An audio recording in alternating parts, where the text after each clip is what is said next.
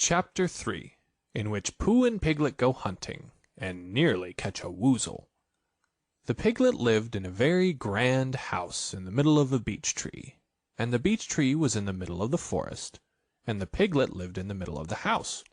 Next to his house was a piece of broken board, which had "Trespassers W" on it.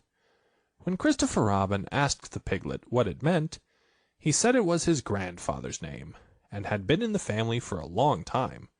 Christopher Robin said you couldn't be called Trespassers W, and Piglet said yes you could, because his grandfather was, and it was short for Trespassers Will, which was short for Trespassers William. And his grandfather had had two names in case he lost one, Trespassers after an uncle, and William after Trespassers. "I've got two names," said Christopher Robin carelessly. "Well, there you are. That proves it," said Piglet. One fine winter's day, when Piglet was brushing away the snow in front of his house, he happened to look up, and there was Winnie the Pooh. Pooh was walking round and round in a circle, thinking of something else, and when Piglet called to him, he just went on walking. "Hello," said Piglet. "What are you doing?" "Hunting," said Pooh. "Hunting what?" "Tracking something," said Winnie the Pooh very mysteriously. "Tracking what?" said Piglet, coming closer. "That's just what I ask myself. I ask myself, what? What do you think you'll answer?" "I shall have to wait until I catch up with it," said Winnie the Pooh. "Now look there." He pointed to the ground in front of him. "What do you see there?" "Tracks," said Piglet. "Paw marks." He gave a little squeak of excitement. "Oh, Pooh, do you think it's a woozle?" "It may be," said Pooh. "Sometimes it is, and sometimes it isn't. You never can tell with paw marks." With these few words he went on tracking, and Piglet, after catching him for a minute or two, ran after him. Winnie the Pooh had come to a sudden stop, and was bending over the tracks in a puzzled sort of way. "What's the matter?" asked Piglet. "It's a very funny thing," said Bear, "but there seem to be two animals now. This whatever it was has been joined by another whatever it is, and the two of them are now proceeding in company. Would you mind coming with me, Piglet, in case they turn out to be hostile animals?" Piglet scratched his ear in a nice sort of way, and said that he had nothing to do until Friday, and would be delighted to come, in case it really was a woozle. "You mean in case it really is two woozles," said Winnie the Pooh.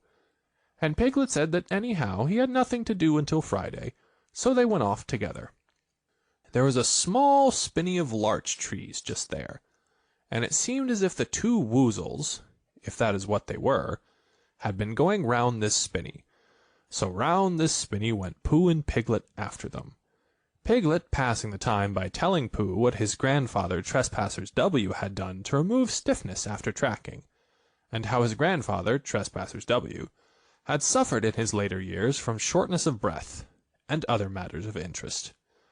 And Pooh wondering what a grandfather was like, and if perhaps this was two grandfathers they were after now, and if so, whether he would be allowed to take one home and keep it, and what Christopher Robin would say. And still the tracks went on in front of them. Suddenly Winnie the Pooh stopped and pointed excitedly in front of him. "Look!" "What?" said Piglet with a jump. And then to show that he hadn't been frightened, he jumped up and down once or twice in an exercising sort of way. "The tracks," said Pooh. "A third animal has joined the other two." "Pooh!" cried Piglet. "Do you think it is another woozle?" "No," said Pooh, "because it makes different marks. It is either two woozles, and one as it might be wizzle, or two as it might be wizzles, and one, if so it is, woozle. Let us continue to follow them." So they went on, feeling just a little anxious now, in case the three animals in front of them were of hostile intent. And Piglet wished very much that his grandfather T.W. were there, instead of elsewhere, and Pooh thought how nice it would be if they met Christopher Robin suddenly but quite accidentally, and only because he liked Christopher Robin so much. And then all of a sudden Winnie the Pooh stopped again, and licked the tip of his nose in a cooling manner. for he was feeling more hot and anxious than ever in his life before. There were 4 animals in front of them. "Do you see, Piglet? Look at their tracks. 3, as it were, woozles, and 1, as it was, Whizzle. Another woozle has joined them." And so it seemed to be. There were the tracks, crossing over each other here, getting muddled up with each other there, but quite plainly, every now and then, the tracks of 4 sets of paws. "I think," said Piglet, when he had licked the tip of his nose too, and found that it brought very little comfort, "I think that I have just remembered something. I have just remembered something that I forgot to do yesterday, and shan't be able to do tomorrow, so I suppose I really ought to go back and do it now." "We'll do it this afternoon, and I'll come with you," said Pooh. "It isn't the sort of thing you can do in the afternoon," said Piglet quickly. "It's a very particular morning thing that has to be done in the morning, and if possible between the hours of... What would you say the time was?" "About 12, said Pooh, looking at the sun. "Between, as I was saying, the hours of 12 and 12:05. So really, dear old Pooh, if you'll excuse me... What's that?" Pooh looked up at the sky, and then, as he heard the whistle again, he looked up into the branches of a big oak tree, and then he saw a friend of his. "It's Christopher Robin," he said. "Ah, then you'll be all right," said Piglet. "You'll be quite safe with him. Goodbye." And he trotted off home as quickly as he could, very glad to be out of all danger again. Christopher Robin came slowly down his tree. "Silly old bear," he said, "what were you doing? First you went round the spinney twice by yourself, and then Piglet ran after you, and you went round again together, and then you were just going round a 4th time—" "Wait a moment," said Pooh, holding up his paw. He sat down and thought, in the most thoughtful way he could. Then he fitted his paw into one of the tracks, and then he scratched his nose twice and stood up.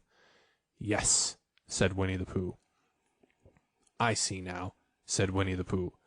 "I have been foolish and deluded," said he, "and I am a bear of no brain at all." "You're the best bear in all the world," said Christopher Robin soothingly. "Am I?" said Pooh hopefully, and then he brightened up suddenly. "Anyhow," he said, "it is nearly luncheon time." So he went home for it. End of chapter 3.